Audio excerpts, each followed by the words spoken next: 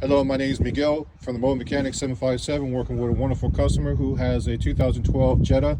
His coolant reservoir is just falling apart, and because he was kind to the cook, which he actually is a cook, which is kind of erroneous, but anyway, we found this for $12 on Amazon.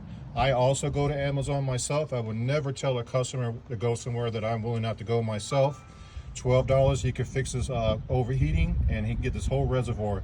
If you have parts and you can wait, go to Amazon. First go to AutoZone or Vance, look the parts up, look at the part number.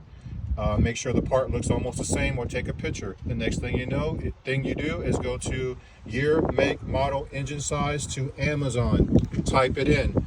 Click on the picture. It's going to say it needs more information.